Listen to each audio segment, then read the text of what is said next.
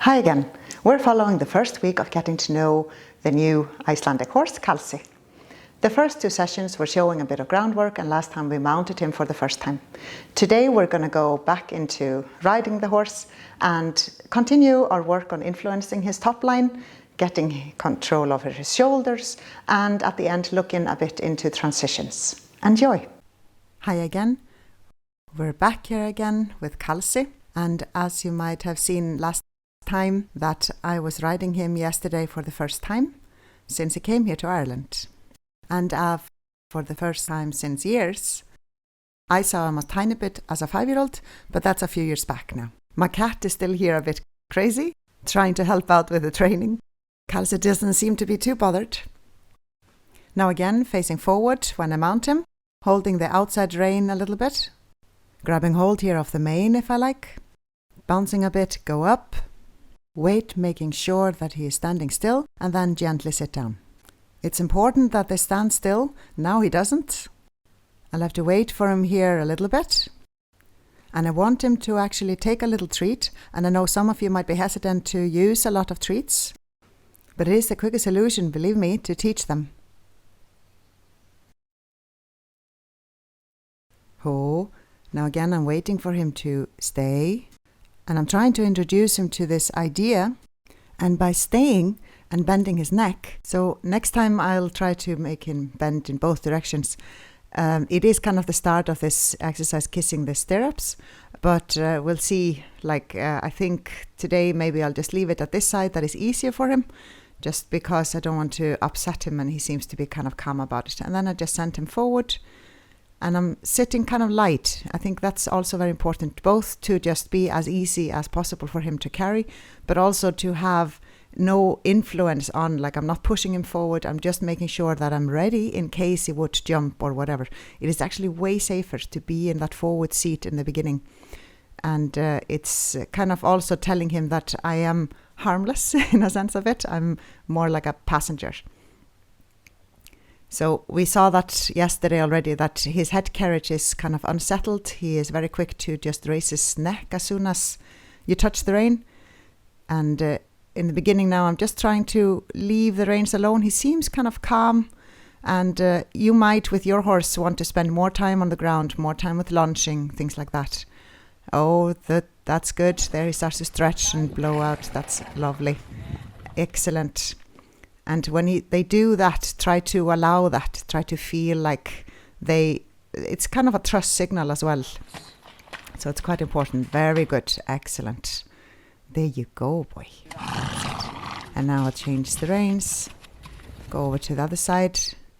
And although he seems to prefer to go to the left, he kind of protects a little bit the right side, but he's still actually easier to bend to the right. There we go. Stretching again. Excellent. So I'm gonna start to check a little bit, let him stop and go, and see if I can influence a bit his sides as well and his top line. So that's kind of the plan for today, but we'll see what happens. And he's not really responding very well to my leg gates, which is a bit of a problem. We'll have to teach him to get a bit more sensitive there. And now when I start to think about stopping, I squeeze my bum and belly together. So automatically that means that my upper body raises a bit up.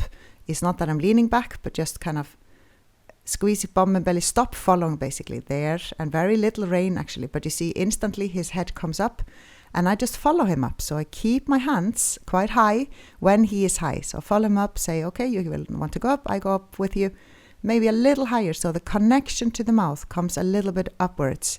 And then a tiny little movement towards down from him, I release and send him straight away forward. So he doesn't need to yield perfectly. It's not about having it perfect at all in the moment. It's just to plant the idea into his head that when the contact of the reins comes upwards, that I'm using that natural reaction from a flight animal to pull against anything that pulls on him. So it's actually often functions a lot better than to try to have a low hand and trying to pull them down. There, so I actually go a little higher than that straight line from elbow to mouth, because the trick is really that the contact to the mouth needs to go a little upwards. And then at some point, if he's thinking forward, there, tiny bit, if he's thinking forward, that's important. He needs to respond to my leg. And then he starts to go a little down, and I send him straight away forward, because through the forward movement, that's also when more down movement comes in the top line, and you kind of use that into this procedure. And then we'll try the other side. He falls a bit into his shoulder there, testing a little bit. There you go. And then again to a stop. Up with the hands when he comes up with his head. And keep light touch. It's not like I'm pulling, but I have to have a little bit of a contact. Otherwise, there's no point for him to change anything. There, tiny bit. Maybe not quite. So I'm sitting still, rather light. I'm trying not to push on him, but I have to have a leg contact, and he needs to think a bit forward. So it is actually quite hard to get this idea through to them if they don't think forward. So we have to kind of establish a little bit that as well. But again, it's not about him being perfect at the moment. It's just to get that idea a little bit. There we go. And he's starting to come a little bit, stretching a bit longer top line there. And I'm starting to influence a bit the energy. See if I can start thinking towards maybe there. Increasing it a bit there. Once again to a stop. Up he goes. And you see, if I keep my hands low there, and believe me, I was taught that and I rode with low hand for years and years.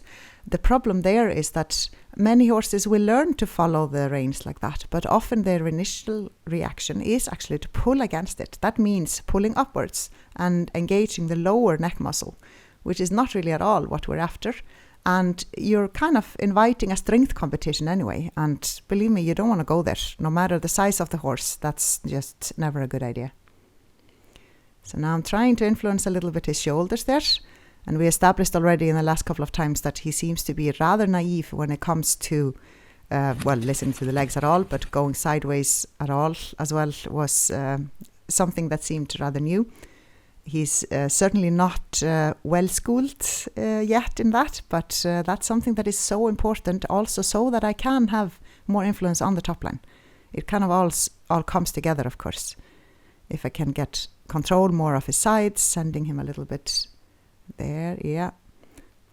There you go. And then we're trying to gently send him forward without him going up too much. And I want him a little bit bent there towards the left. So in order to get him to go sideways from my inside left leg, I have to close the other options. So I'm giving him little half-holds with my right rein and the seat a bit. And as you can see, maybe I'm slightly stepping into the right stirrup. I'm not leaning to the inside. That would make it a lot harder for him. Think about a backpack that is hanging on one shoulder. It's not helping if you lean away from the direction where you're actually going. His natural response is rather to carry my balance. So if I go a tiny bit in the other direction, then he will follow me there, or more likely anyway.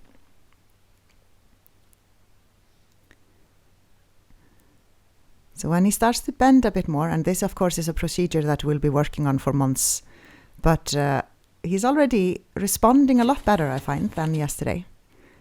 So we have, a smart horse here. There we go. And he's trying his best. He's really yielding a little bit to my inside leg. And you see the effect on his top line. He seems to start to stretch a little bit. And when they offer this they're kind of asking to stretch even more. I think that's very positive. So I kind of try to use the chance to give him a little break, maybe. There, maybe a little bit to the side again. There, yeah. Just emphasize that yield, that I have control over that inside right shoulder.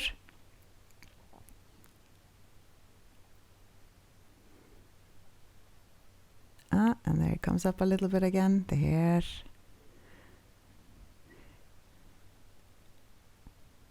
There we go. Comes a little bit in again. And just take it slow. It's not really about getting to know all the gaits at once.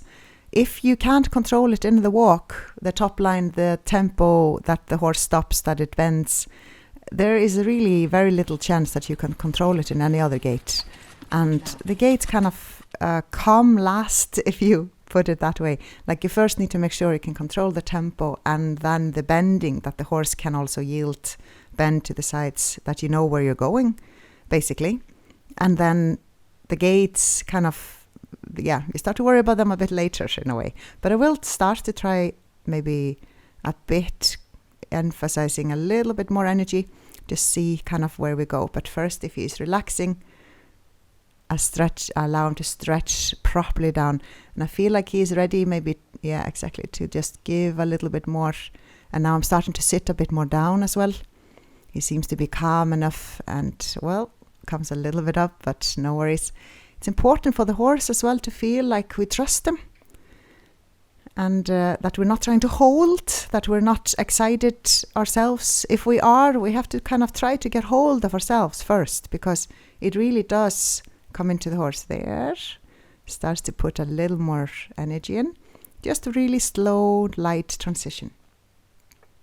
Yesterday he was mixing the gaits quite a lot, changing between, and I'm not worried about it when we get better control over the top line and the sides, that he gets more supple. That will go away. That's normally not a big deal. So also now he gets probably a bit pacey when he starts to come down. That's also quite normal. Might also take some weeks or months to sort that out. But again, it's not my biggest worry at the beginning. I just want to install the keyboard, you can say. I need to make sure that I have some buttons to push. And controlling a bit the top line, making sure that I can stop the horse without his nose popping straight up.